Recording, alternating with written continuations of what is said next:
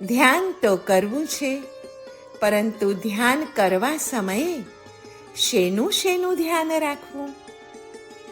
ધ્યાન સમયે પરમાત્મા, 14 રાજલોકના સર્વ જીવો અને આત્મ સ્વરૂપને છોડીને બીજા કોઈ પણ વિચારો ન કરવાની ટેવ પાડવી અને તેનું ધ્યાન રાખવું.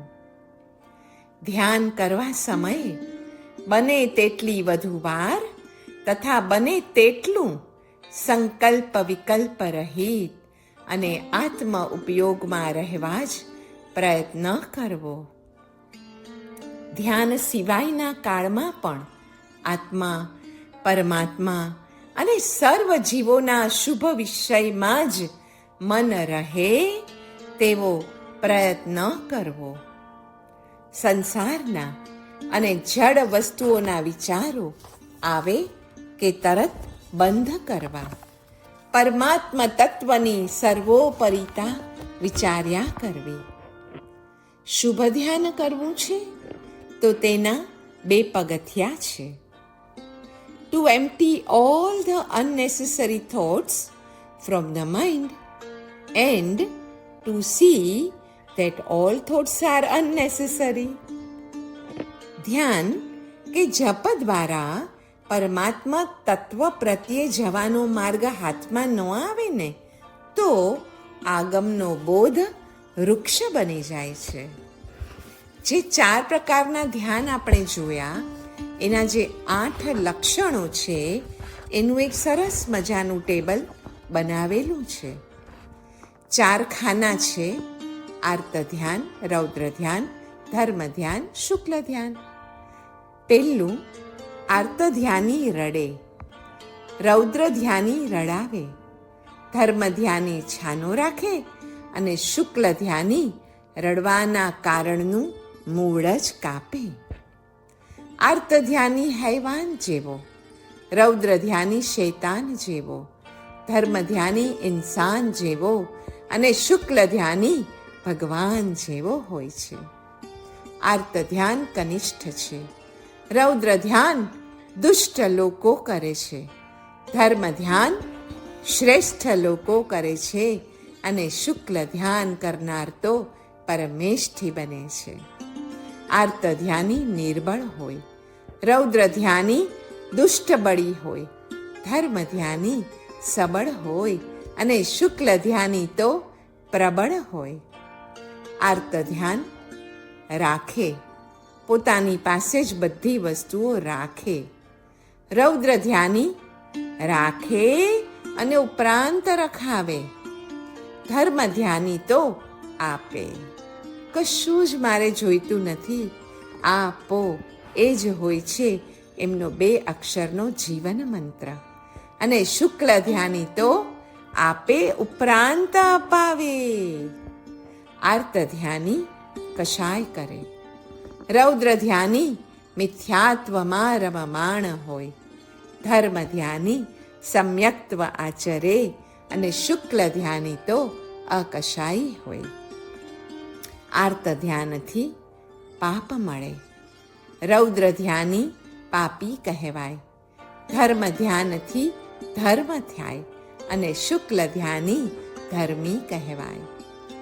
આર્ત ધ્યાન એ ખરાબ આશ્રવ છે, રૌદ્ર ધ્યાન એ કર્મનો બંધ કરાવે છે, ધર્મ ધ્યાન તો કર્મની નિર્જરા કરાવે છે અને શુક્લ ધ્યાન તો મોક્ષ જ અપાવે છે.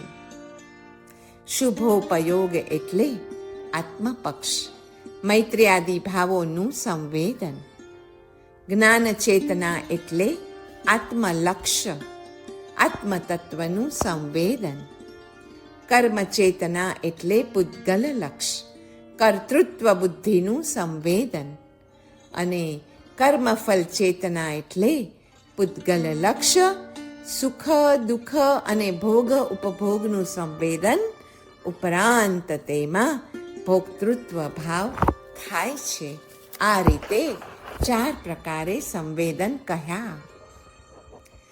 સમય અને સ્થળથી અતીત, ગતિમાન, એવા અનેક સ્વરૂપી સત્યનો જે વિલાસ થઈ રહ્યો છે તેમાં ચિત્તને સ્થિર કરવું, એનું નામ છે ધ્યાન. મનને આત્મામાં જ ડૂબાડી દેવાનો અભ્યાસ, એવું ધ્યાન જો 12 માસ સુધી સતત કરવામાં આવે તો પછી આત્મા સ્વયં બોલતો થાય છે અને તે વાણીથી સત્ય જ્ઞાનનો પ્રકાશ આપોઆપ થશે. માટે મનને આત્મામાં જ ડૂબાડી દેવાનો અભ્યાસ કરવો, જે છે ધ્યાન. ધ્યાન દ્વારા જ મનુષ્ય આ નિરંતર બદલાતા કાળ, સ્થળ અને વાતાવરણની વચ્ચે પણ સંવાદિતાને જાળવી શકે છે. શ્રવણથી પ્રમાણગત, મનનથી પ્રમેયગત અસંભાવના તથા નિધિધ્યાસનથી વિપરીત ભાવના ટળે છે. આત્માનુભવના સાક્ષાત્કારની પ્રક્રિયા એટલે ધ્યાન, અને ધ્યાનનું પ્રથમ પગથિયું એટલે ભૌતિક જગતના આનંદ, પ્રમોદ અને વિષય સંગથી દૂર રહેવું. તે સમાધિ એ જ સત્ય અને ચૈતન્ય, અને એ જ શાંતિ છે. પઠમમ જ્ઞાનમ તવોદયા, પ્રથમ જ્ઞાન અને પછી ક્રિયા. જ્ઞાન એ ધ્યાનનું સાધન તો છે જ, પણ સાધ્ય પણ છે. ધ્યાનનું સાધ્ય અપરોક્ષ જ્ઞાન અને સાધન પરોક્ષ જ્ઞાન છે. પંચમંગલનું જ્ઞાન ધ્યાન માટે છે, અને તેમાં નિરંતર રહેવાથી આત્મસમદર્શિત્વનું જ્ઞાન ધ્યાનીને સ્પષ્ટ થતું જાય છે. એટલે જ પંચમંગલ રોજ કરવા, અર્થાત નમો અરિહંતાણમ. નમસ્કાર મહામંત્રના પ્રથમ 5 પદો એ પંચમંગલ જ છે. દેહાધ્યાસને તોડવો છે તો પિંડસ્થ ધ્યેયનો, નામાધ્યાસને તોડવાને માટે પદસ્થ ધ્યેયનું, રૂપાધ્યાસને તોડવા માટે રૂપસ્થ ધ્યેયનું, અને ગુણાધ્યાસને તોડવા માટે રૂપાતીત ધ્યેયનું ધ્યાન કરવું. પ્રભુનું નામ અને રૂપ ધર્મ ધ્યાન અને શુક્લ ધ્યાનનું કારણ થાય છે. સ્વનામ અને રૂપ આર્ત ધ્યાન અને રૌદ્ર ધ્યાનનું કારણ થાય છે. સ્વનામ સ્મરણે આર્ત ધ્યાન, પ્રભુ નામ સ્મરણે ધર્મ ધ્યાન થાય. સ્વરૂપ સ્મરણે રૌદ્ર ધ્યાન થાય તો પ્રભુ રૂપ સ્મરણે શુક્લ ધ્યાન થાય. સ્વપિંડ સ્મરણે આર્ત ધ્યાન થાય તો પ્રભુ પિંડ સ્મરણે ધર્મ ધ્યાન થાય. અને પ્રાંતે સ્વગુણ સ્મરણે રૌદ્ર ધ્યાન થાય, જ્યારે પ્રભુ ગુણ સ્મરણે તો શુક્લ ધ્યાન થાય છે. ધ્યાનાભ્યાસની એક ખાસ રીત હોય છે. પિંડસ્થ, પદસ્થ, રૂપસ્થ અને રૂપાતીત ધ્યાનના અભ્યાસની પણ એક ખાસ રીત હોય છે. 1. શરીરમાં સ્થિત આત્મા ઉપર ચિત્તવૃત્તિને કેન્દ્રિત કરવા પાર્થિવી આદિ વિવિધ ધારણાઓ તે પિંડસ્થ ધ્યાન છે. નાભી અથવા હૃદય પ્રદેશમાં પવિત્ર પદો અથવા વર્ણોને મનમાં અંકિત કરી તેના ઉપર જે ધ્યાન કરાય છે તે પદસ્થ ધ્યાન અથવા મૂલાક્ષરો દ્વારા શ્રુત જ્ઞાન યા જીન વાણીનું ધ્યાન થઈ રહ્યું છે એમ વિચારવું તે પણ પદસ્થ ધ્યાન છે. વચ્ચે વચ્ચે સાધક સ્વરૂપનું ચિંતન પણ કરતો રહે. 3 છે સમવસરણસ્થ જીન યા જીન બિંબની વિતરાગ અવસ્થાનું ચિંતન કે અરિહંતના સ્વરૂપ દ્વારા નિજ આત્માનું ભાવન તે રૂપસ્થ ધ્યાન છે.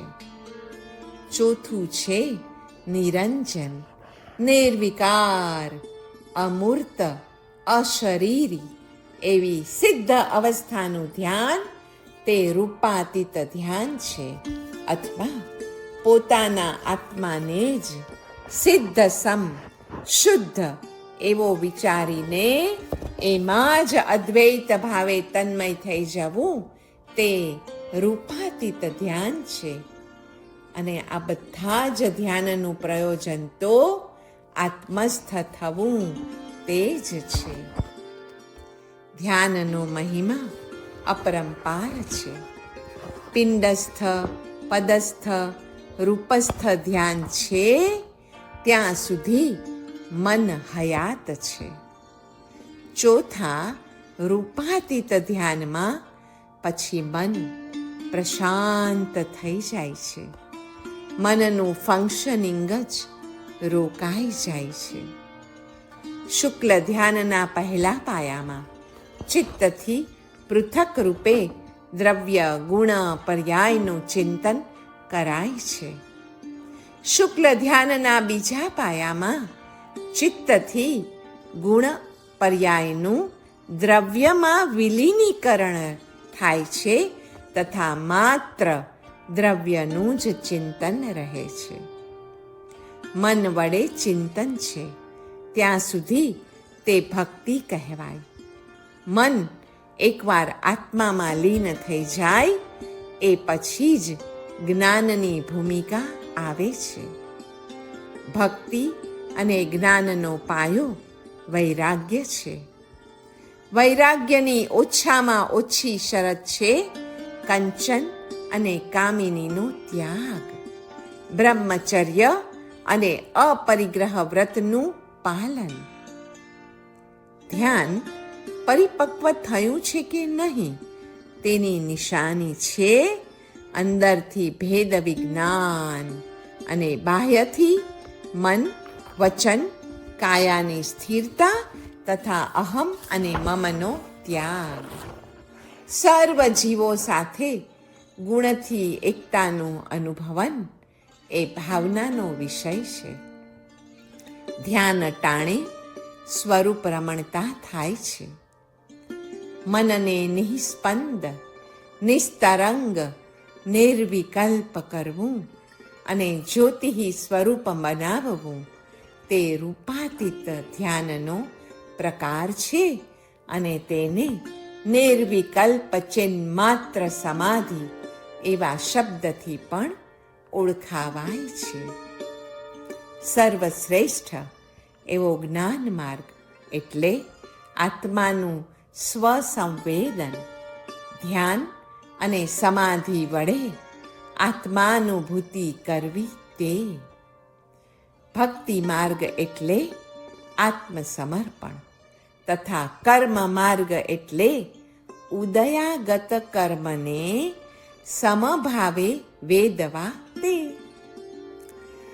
દિનાંક 2 નવેમ્બર 1968. 6 પ્રકારે ધ્યાનની ભૂમિકા છે. આજ્ઞા ચક્ર ભ્રુ મધ્યમાં રહેલું છે. જ્યારે પ્રકાશ દેખાય એટલે ચક્રનું સ્પષ્ટ દર્શન માનવું. જ્યારે પરિભ્રમણ જેવું લાગે ત્યારે ચક્રનું પરિભ્રમણ શરૂ થાય. મશાલ દેખાય ત્યારે ઉર્ધ્વમુખી જ્યોતિ ગણવી. મૂલાધાર ચક્ર જ્યારે પરિભ્રમિત થાય ત્યારે જ્યોતિનું નીચે જવું અને બ્રહ્મરંધ્રમાં જ્યારે ધ્યાન પહોંચે ત્યારે કુંડલિનીનું ઉર્ધ્વગમન સમજી લેવું. ઉન્મના દશા આવે એ પૂર્વેની ધ્યાનની 5 પ્રકારે અવસ્થા થાય છે. જાગ્રત, સ્વપ્ન, સુષુપ્તિ, તુરીય અને તુર્યાતીત સૌથી છેલ્લે આવે ઉન્મના. જાગ્રત જ્યારે ધ્યાનની અવસ્થા હોય ત્યારે 10 ઇન્દ્રિયોનો વ્યાપાર પણ ઓછો વધતો ચાલુ હોય. સ્વપ્નમાં અંતઃકરણ ચતુષ્ટયનો વ્યાપાર હોય.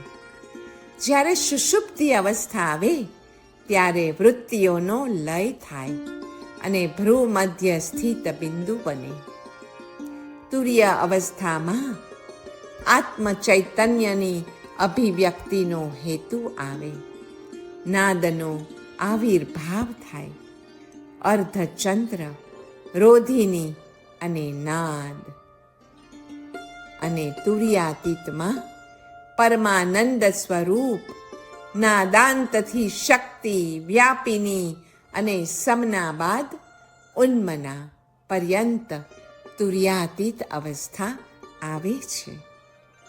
શરીરને જેમ અન્નની ગરમીની ચોક્કસ કેલરીઝની જરૂર છે, એમ મનને પણ સમાજ પાસેથી પ્રેમ અને સહાનુભૂતિના ચોક્કસ એકમોની કેલરીઝની જરૂર છે. મન ભાંગ્યું એટલે શરીરમાં રોગો ઉભરાવા લાગે છે. આજનું વિજ્ઞાન જીવરાશિની નિર્દય કત્લ ઉપર ઊભું છે, જે પ્રકૃતિને મંજૂર નથી. એક રોગનો ઉપાય શોધવાને બદલે વિજ્ઞાને કંઈક એવું કરવું રહ્યું કે માનવ રોગરહિત શરીર પામે. તે તબીબી વિજ્ઞાન ન કરી શકે, પણ યોગ વિજ્ઞાન જરૂર કરી શકે. ધ્યાનથી સમાધિના 9 સોપાન ચડવાના હોય છે. પહેલું છે ભૂપૂરત્રય, વૃત્તત્રય, જાગ્રત. પછી આવે છે ષોડશદલ, સ્વપ્ન અવસ્થા. પછી અષ્ટદલ, સુષુપ્તિ અવસ્થા. ચતુર્દશાર, ઈશ્વર વિચાર. બહિર્દશાર, ગુરુ ઉપસદન. અંતર્દશાર, શ્રવણ. અષ્ટાર, ચિંતન મનન. ત્રિકોણ, નિધિધ્યાસન. બિંદુ, સવિકલ્પ અને સાપેક્ષ નિર્વિકલ્પ સમાધિ. આમ ધ્યાનથી સમાધિના 9 સોપાન ચડવાના હોય છે. બ્રાહ્મી સ્થિતિને પામેલાનો દ્વેષ કરનાર તેમના પાપોને હરણ કરે અને સેવા કરનાર તેમના પુણ્યને લઈ લે છે. પાપ પુણ્ય ઉભયથી રહિત થયેલા તેઓ મુક્તિને પામે છે. ધ્યાન અને સમાધિ એકલાપણામાં જવાની ક્રિયા છે. સમુદ્ર ઉપરની લહરો નીચે અનંત ઊંડાણ છે. અંદર જેટલા જશો તેટલા બહારથી છૂટશો. સમાધિ એ અંતિમ ઊંડાણ છે. ત્યારે તમને કોઈ હલાવે, ચલાવે, ઊભા કરે કશી જ જાણ રહેતી નથી. ધર્મ એ સંસાર કે પરિવારનો વિરોધી નથી જ, કિંતુ ધર્મ તો મનઃસ્થિતિના પરિવર્તનનો વિષય છે. ધ્યાન કરવા માટે જગા બદલવાની જરૂર નથી, માત્ર પોતાને જ બદલવાની જરૂર છે. આવો તુર્ય અને તુર્યાતીત એ બંને મળીને બ્રાહ્મી સ્થિતિને પામીએ, એ જ અભ્યર્થના.